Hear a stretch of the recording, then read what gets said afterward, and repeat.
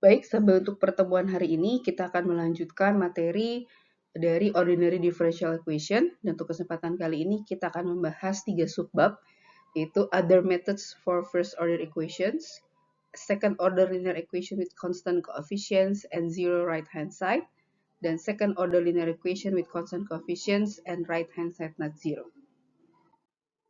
Oke, ini adalah bentuk dari first order linear ordinary differential equations.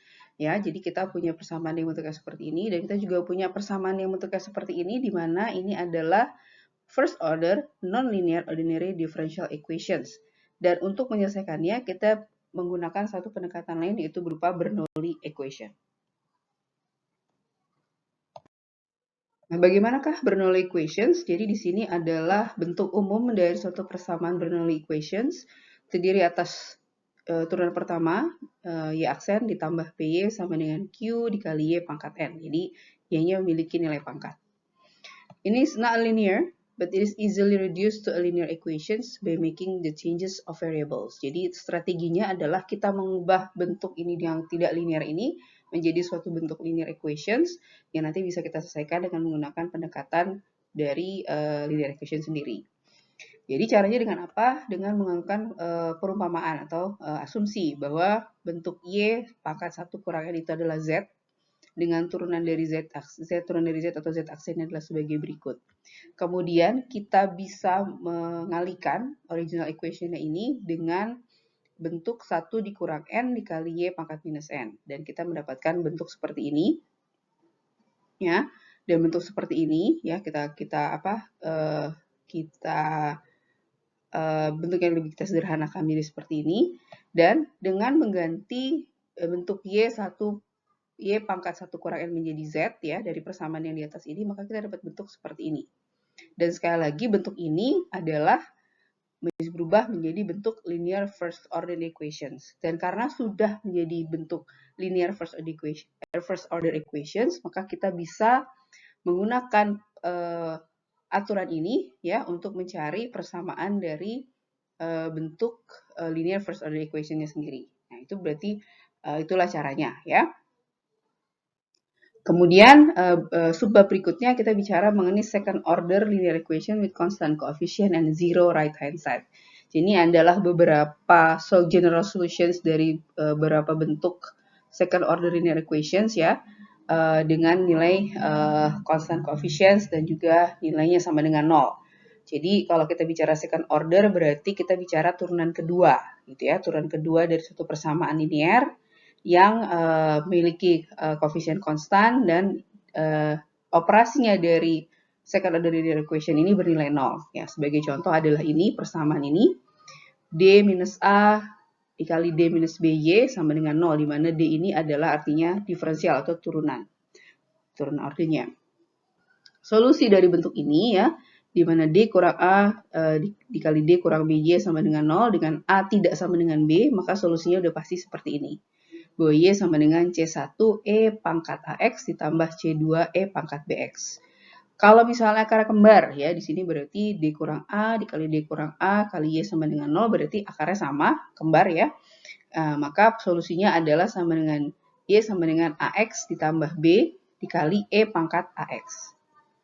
Nah, kalau misalnya bentuknya ada berupa bilangan kompleks, yaitu alfa dit plus minus I beta, ya maka general solution-nya adalah sebagai berikut ya, Y sama dengan A dikali E pangkat alfa plus I beta X ditambah B dikali E pangkat alfa minus I beta X, atau bisa ditulis juga sebagai E pangkat AX dikali A dikali E pangkat I beta X ditambah B dikali E pangkat minus I beta X. Ya, jadi adalah solusinya ketika turunan dari persamaan ini adalah berupa bilangan kompleks. Jadi yang berwarna biru ini adalah sudah memberikan solusi dari suatu persamaan second order linear equations ya. Jadi silahkan ingat-ingat saja. Nah, banyak sekali bentuk persamaan itu, dan kemungkinan persamaannya adalah kalau ketika second order linear equation itu dia bernilai 0, bisa juga dia tidak bernilai 0 atau berupa fungsi. Nah, ketika dia bernilai sama dengan 0, maka disebut dengan persamaan second order linear equation yang homogeneous, dan ketika dia sama dengan suatu fungsi disebut dengan inhomogeneous. Mari kita coba lihat contoh-contoh soalnya ya. Ini adalah contoh dari soal di BOAS halaman 408. Meneruskan dari contoh sebelumnya seperti ini adalah contoh ke-12, example 12. Jadi ada persamaan turunan kedua Y ditambah 5 kali turunan pertama Y tambah 4Y sama dengan 0. Nah, ini adalah berarti bentuknya adalah second order linear equations ya. Jadi kita harus menyelesaikannya dengan aturan-aturan tadi. Ya, di sini operatornya D sama dengan D per dx ya. Jadi kalau dy sama dengan dy per dx sama dengan y aksen, d kuadrat y sama dengan d per dx dikali dy per dx atau d kuadrat y per dx kuadrat sama dengan turunan kedua atau y dua aksen seperti ini. Jadi bentuk ini sendiri ya, expression yang melibatkan d ya, d plus 1 atau d kuadrat plus 5d tambah 4 ini disebut dengan differential operators. Nah, jadi kalau kita punya persamaan tadi, Y 2 aksen ditambah 5Y 1 aksen ditambah 4Y sama dengan 0, dapat kita tuliskan menjadi D kuadrat Y ditambah 5DY ditambah 4Y sama dengan 0. Atau kita bisa tuliskan kalau kita keluarkan Y-nya, maka menjadi D kuadrat ditambah 5D ditambah 4 dikali Y sama dengan 0. Bentuk ini ya dapat kita selesaikan ya, kita uraikan ya, kita faktorkan gitu ya. Kalau ada persamaan kuadrat kita faktorkan menjadi D tambah 4, D tambah 1 kali Y, ya. Atau kita bisa tulis balik, D plus 1 dikali D plus 4Y sama dengan 0.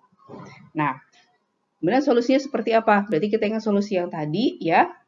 Jadi, solusinya adalah D plus 1Y sama dengan 0, dan D plus 4Y sama dengan 0. Dari bentuk ini, ya, bisa solusinya adalah Y sama dengan C1E pangkat minus X, Y sama dengan C2E pangkat minus X.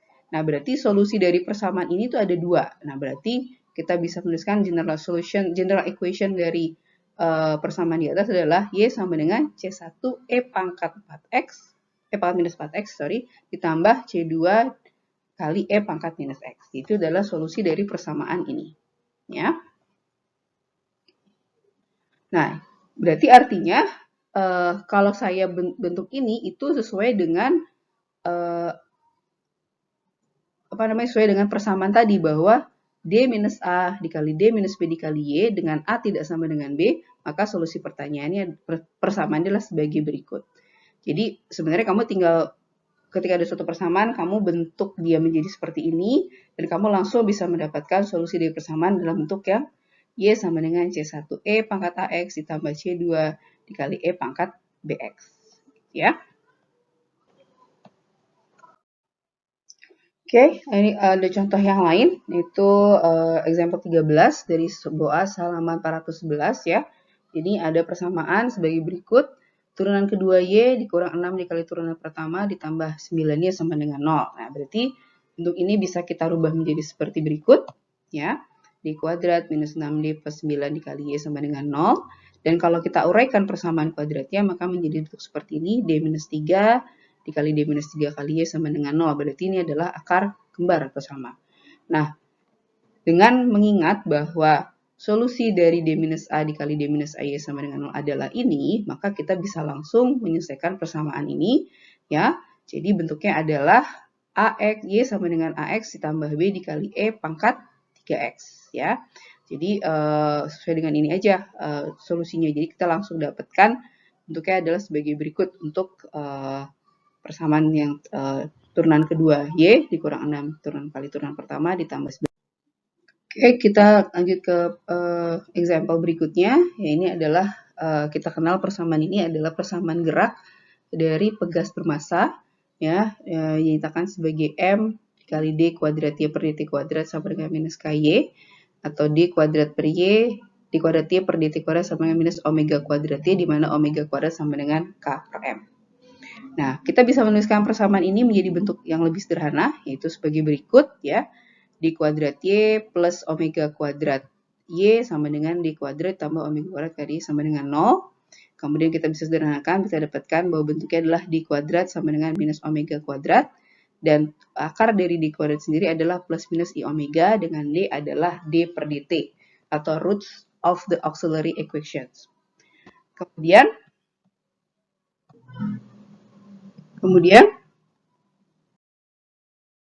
Kemudian dengan mengingat bahwa bentuk dari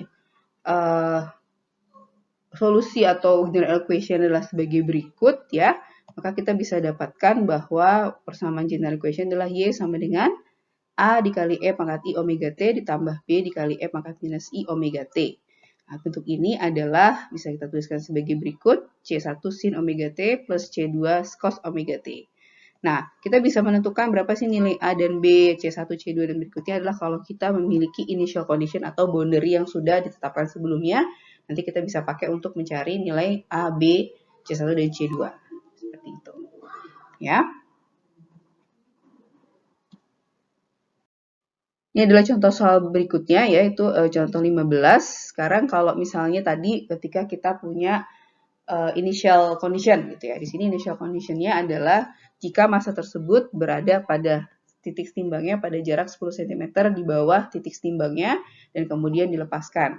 Jadi pada saat T sama dengan 0, nilai Y-nya sama dengan minus 10. Kenapa minus? Karena dia di below, di bawah dari titik timbangnya, dan turunan dari Y-nya sama dengan 0. Dari contoh sebelumnya, example 14, kita tahu bahwa dy per dt sama dengan y aksen itu sama dengan C1 omega cos omega t dikurang C2 omega kali sin omega t. Untuk initial condition y sama dengan minus 10, ya, kita dapatkan persamaan sebagai kita substitusikan dalam persamaan awal. Kita dapat bahwa C1 kali 0 sama dengan C2 1 sama dengan minus 10. Dan untuk kondisinya ketika y aksen sama dengan 0, kita dapat bentuk seperti ini. Dan kalau kita punya dua persamaan, dua variabel, maka kita bisa dapat tahu nilai C1 dan C2-nya sebagai berikut. Kalau sudah tahu nilai C1 dan C2-nya, kita tinggal substitusi ke dalam persamaan, maka kita dapatkan bahwa rumus atau general equation dari persamaan tersebut adalah Y sama dengan minus 10 cos omega T untuk kondisi awal, Y-nya berada pada saat minus 10 atau berada pada saat 10 cm di bawah titik setimbangnya. Oke. Kemudian sekarang kita masuk ke second order linear equations with constant coefficient and right hand side not zero. Nah, jadi ini adalah persamaan second order linear equations. Kalau sebelumnya adalah sama dengan 0, untuk kasus ini ketika tidak sama dengan 0 nilainya ya, seperti itu. Nah, ini kalau kita lihat bahwa bentuk yang chapter 5 tadi, di mana sama dengan 0 itu adalah ketika adanya free vibrations atau osilasinya pada saat mechanical or electrical system. Nah, ketika nilainya itu tidak sama dengan 0, itu ada berarti itu adalah salah satu contoh dari vibrasi yang dipaksakan. Jadi ada tenaga lain yang menyebabkan si sistemnya itu ya bervibrasi. Nah, contoh bentuk penulisan dari persamaan adalah sebagai berikut, misalnya A2 D kuadrat Y per DX kuadrat ditambah A1 D per DX ditambah A0 Y sama dengan fx. Jadi fx ya sama dengan suatu fungsi bukan 0 ya, atau bisa itu juga sebagai berikut ya. D kuadrat Y per DX kuadrat ditambah A1 per A2 D per DX, A0 per A2 Y sama dengan fx, di mana fungsi fx ini disebut dengan forcing functions yang biasanya menyatakan bahwa gaya yang diterapkan pada sistem atau electromotive force-nya.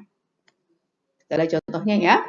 Ini adalah contohnya, jadi ada suatu persamaan dituliskan sebagai D kuadrat plus 5D plus 4 dikali Y sama dengan cos 2X. Ini termasuk inhomogeneous DE, differential equations, karena dia tidak sama dengan 0. Ya. Maka untuk menyelesaikannya, ya, pertama kita anggap dia fungsi ini sebagai 0, sama dengan 0, ya. Jadi nanti fungsinya ada dua, yaitu complementary dan particular solutions. Complementary functions dan particular solutions.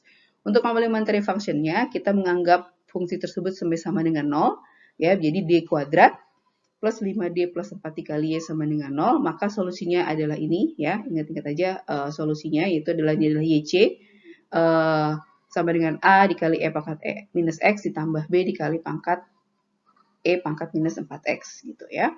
Nah, inilah general solution of homogeneous equations. Nah, sekarang kita anggap bahwa kita tahu, asumsikan dahulu bahwa solusi untuk particular solution dari persamaan di atas adalah YP sama dengan 1/10 sin 2X. Nah, jadi solusi, jadi equation tadi yang pertama ya, D kuadrat plus 5 ditambah 4 YP sama dengan cos 2X ya, dan D kuadrat plus 5D tambah 4YC sama dengan 0. Jadi ini adalah YP adalah particular solutions dan YC adalah complementary solutions. Jadi kita dapatkan bahwa dengan menambahkan 2 dan 3, kita dapatkan bahwa solusi untuk persamaan D kuadrat plus 5D plus 4 sama dengan cos 2X itu bisa dituliskan sebagai berikut. D kuadrat plus 5D ditambah 4 dikali particular solution YP dan complementary function YC. Dan itu bentuknya sama dengan sebagai berikut. Cos 2X ditambah 0. Ya, jadi sama dengan cos 2X. Nah, dengan menambahkan ini, ya, maka kita bisa dapatkan bahwa solusi ya persamaan dari fungsi tadi adalah Y sama dengan complementary function YC ditambah particular solutions. Complementary functionnya adalah A dikali E pangkat minus X ditambah B dikali E pangkat minus 4X ditambah dengan particular solutionnya adalah 1/10 sin 2X. Kenapa ini ada dipakai? Karena dia memenuhi persamaan tadi. Ya, di mana bahwa D kuadrat plus 5D ditambah 4 dikali Y sama dengan cos 2X. Seperti itu. Jadi, ketika bentuknya adalah tidak sama dengan 0, ada dua fungsi di sini, yaitu complementary functions dan juga particular solutions. Karena tidak sama dengan 0, tadi ada suatu nilai tertentu dari suatu fungsi tersebut. Gitu. Nah, jadi bisa diambil kesimpulan bahwa general solution of an inhomogeneous DE is the combination of YC dan YP. Jadi hati-hati ya, ketika fungsinya adalah homogeneous berarti hanya satu fungsi general solution yaitu Y sama dengan sesuatu. Tapi ketika dia bentuknya adalah inhomogeneous DE atau sama dengan tidak nol, maka solusi general solutionnya ada dua, yaitu complementary function YC dan juga particular solution YP. Ya. Baik, kita lanjutkan. Oke, Sura, bagaimana caranya kita untuk mengetahui bahwa particular solution kita itu benar atau tidak? Jadi yang pertama bisa kita lakukan adalah kita guessing ya, guessing dulu gitu ya, smart guessing, kemudian kita verify dari particular solution kita. Nah, sebagai contoh di sini ya, saya punya persamaan turun ke 2Y dikurang 2Y plus 3Y sama dengan 5, berarti kita cari nih persamaan particular solution-nya yang memenuhi persamaan tersebut. Nah, particular solution-nya sama dengan 5/3. Ya, 5/3. Kemudian coba kita substitusikan persamaan di sini ya. Turunan pertama dari YP sama 5/3 adalah 0, turunan keduanya juga 0, dan ketika kita substitusikan ke sini, itu sesuai ya. Ketika kita substitusikan Y-nya ada 5/3 di sini, itu hasilnya sama dengan kiri sama dengan kanan, seperti itu. Berarti jadi asumsi kita pertama bahwa YP sama 5/3 adalah benar, karena kita sudah verify kepersamaan tersebut bahwa ketika particular solution adalah sama dengan 5/3 itu bisa memenuhi persamaan ini, seperti itu. Ya. Nah, berikut ini adalah contoh lain ya. Suatu persamaan itu turunan kedua Y dikurang 6 dikali turunan pertama ditambah 9Y sama dengan 8E pangkat X. Kita bisa menebak solusinya itu berupa E pangkat X atau Y sama dengan 2 kali E pangkat X. Tapi bentuk E pangkat X ini adalah tidak hanya solusi untuk persamaan, itu juga menjadi solusi untuk persamaan lain.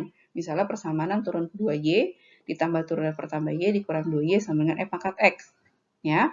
Atau berarti E pangkat X ini adalah bukan particular solution dari persamaan di atas. Gitu. Berarti kita harus mencari cara lain ya untuk bisa menentukan particular solution dari suatu persamaan tertentu gitu. Jadi tebak-tebakan kita harus terarah seperti itu. Ya, caranya seperti apa? Nah, jadi bisa dibilang bahwa kalau kita menebak atau mengasumsikan suatu particular solution, kemudian kita inspeksi dan ternyata dia sesuai dengan memenuhi persamaan tersebut, itu adalah bisa berlaku hanya untuk persamaan-persamaan yang simpel, sederhana. Tapi ketika persamaan itu sudah lebih rumit, berarti kita tidak bisa lagi dengan menganggap asumsi, kemudian kita verify dengan guessing, asumsi, guessing, dan verify tidak bisa lagi dilakukan. Berarti kita butuh metode yang lain. Nah, berarti cara lain yang bisa dipakai untuk menentukan particular solution itu adalah dengan melakukan successive integration of two first order equations. Nah, sebagai contoh di sini berarti kita melakukan integrasi suksesif gitu ya, beruntun gitu ya, dari satu persamaan. Nah, sebagai contoh di sini saya punya persamaan adalah turunan kedua Y ditambah turunan pertama Y dikurang 2Y sama dengan E pangkat X. Bentuk ini bisa kita ubah menjadi differential operator sebagai berikut. D minus 1 dikali D plus 2 dikali Y sama dengan E pangkat X. Kita anggap ya D plus 2Y itu sebagai U. Nah, jadi kita bisa ubah persamaan ini menjadi bentuk seperti ini. D minus 1 dikali U sama dengan E pangkat X atau U aksen minus U sama dengan E pangkat X. Bentuk ini itu sesuai dengan atau sama dengan bentuk fungsi untuk first linear equations gitu ya, first linear equations. Y aksen ditambah PY sama dengan Q, di mana P, Q, P dan Q adalah fungsi dari X. Nah, di sini ganti saja ya dari Y aksen menjadi U aksen seperti itu. Tapi bentuk ini adalah sama, berarti kita bisa menggunakan prinsip ini untuk menyelesaikan persamaan ini. Nah, berarti kita punya bentuk U sama dengan D plus 2 kali Y, yang kita sudah persamaan awal menjadi D minus 1 dikali U sama dengan E pangkat X, atau U aksen minus U sama dengan E pangkat X.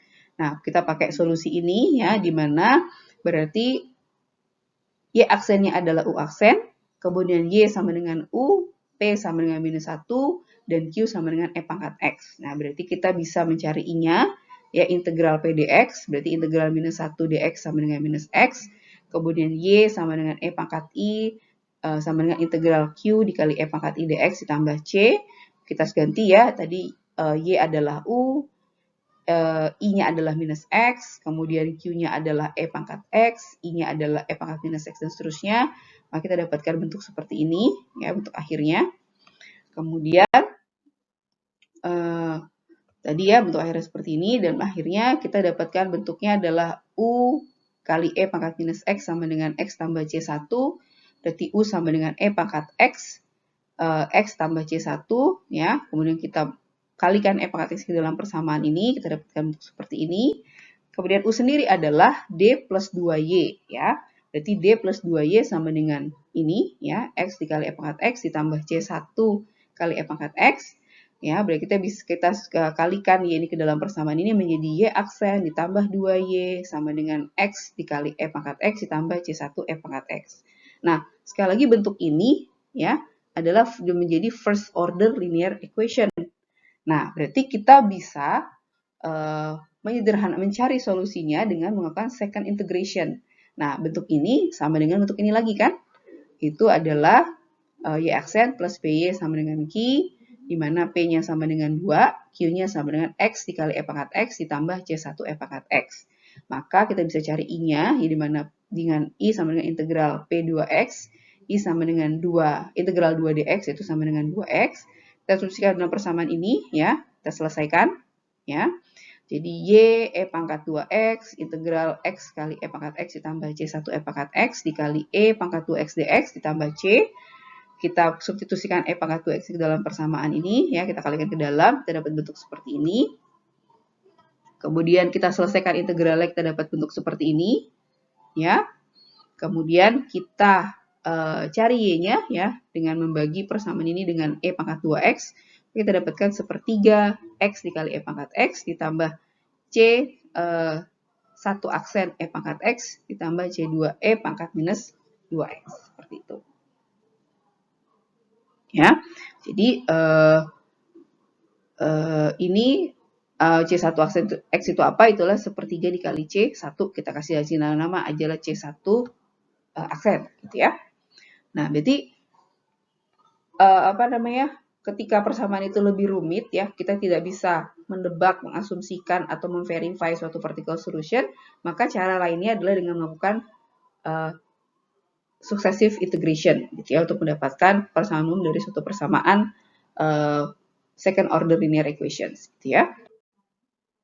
Nah, ini kalau bentuk lain, yaitu ketika right hand side-nya berupa nilai eksponensial, berupa fungsi eksponensial. Nah, contohnya seperti ini ya, D kuadrat Y dx kuadrat ditambah A1 aksen dy per dx ditambah A0 aksen Y per sama dengan fx, di mana fx ini sama dengan adalah eksponensial K dikali E pangkat Cx. Jadi bentuk ini sendiri, sama D minus A dikali D minus B sama Y sama dengan fx sama dengan K E pangkat Cx, seperti itu. Nah, Di sini kita anggap first-nya adalah suppose that the C is not equal to either A or B. Jadi nilai C di sini tidak sama dengan A dan B dari persamaan dari fungsi diferensialnya.